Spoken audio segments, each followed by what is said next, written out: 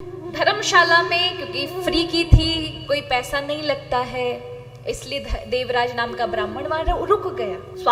स्वास्थ्य बेकार था, तबीयत ठीक नहीं थी, लोगों ने 2-4 दिन उसकी सेवा कर दी। अब ज्यादा बिगड़ने लगी तो कौन सेवा करेगा? कोई आपके पास कितनी देर तक खड़ा रह सकता है? वो तो उसके सगे संबंधी भी नहीं थे, बाहर के लोग थे। अब इतनी भी ताकत नहीं थी कि अपने हाथ से उठा करके पानी भी पी ले। दुर्गंध आने लगी, ना कोई उसे नहलाने वाला है, ना उसको खाना देने वाला है, पड़ा हुआ था। और कहते हैं ये शिव कृपा थी उस पर, कोई ना कोई जीवन के कुछ अच्छे कर्म उसके रहे होंगे, इसलिए जहां जिस जगह धर्मशाला का कमरा था उसी की बगल से एक मंदिर था, शिव मंदिर। वहां पर शिव महापुराण की कथा हो रही थी और एक पंडित जी कर रहे थे उस कथा को। प्राय ये माइक वाइक नहीं होते थे, तो ऐसे मुंह से उच्चारण किया जाता था। 15, 20, 50 लोग सुना करते थे, इतना विस्तार नहीं था कथा का। तो यहाँ वो कथा, अब देखिए महाराज, ऐसा होता है ना, कोई चीज अगर आपको नहीं देखनी तो आप आंखें बंद कर सकते हैं। जैसे आपको अगर मुझे नहीं देखना है तो आंखें बंद कर लीजिए। लेकिन श्रवण इंद्रिय ऐसी हैं कि अगर मैं बोल रही हूं और चाहकर भी आप अपने कान बंद नहीं कर सकते, वो शब्द तो आपको सुनाई पड़ेंगे ही पड़ेंगे। इसलिए वो शब्द उस देवराज ब्राह्मण के कान में ना चाहते हुए भी आ रहे थे और 7 दिवस तक उसने कथा श्रवण की।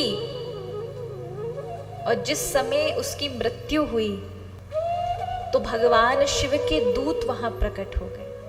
उन्होंने कहा इसको हाथ मत लगाओ, यम के दूतों से कहा, पर यम के दूत पकड़कर उसको ले गए।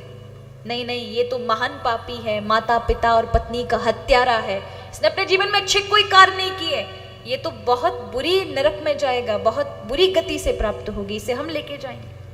जब खींचकर उसे लेकर गए और यम के दरवाजे पहुंचे, तब तक बहुत बड़ा शिव दूतों का समूह, शिव गणों का समूह वहां प्रकट हो गया। उन्होंने कहा इसको छोड़ दो। आपस में झगड़ा होने लगा यमदूतों का। तब यमराज अंदर सुन रहे थे, वह निकल कर आए। मनी मन चिंतन किया, कौन, किसको लेकर आए हो?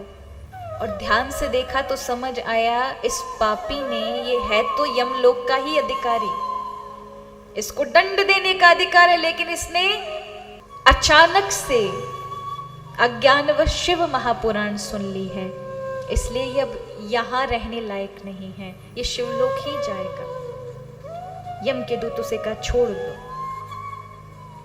यम के दूतों ने छोड़ दिया। शिव के गण महाराज उस देवराज के चेतनता को, जीवत्व को लेकर पहुंचे शिवलोक में। उसे क्या गति प्राप्त हुई? शिव तत्व की गति प्राप्त हुई। अचानक कथा श्रवण करने का फल है, और आप अगर जानबूझ के कर लेंगे तो भगवान शिव साक्षात प्रसन्न हो जाते हैं महाराज। उनकी विशेष कृपा प्राप्त होती है जो शिव चर्चा को श्रवण करता है।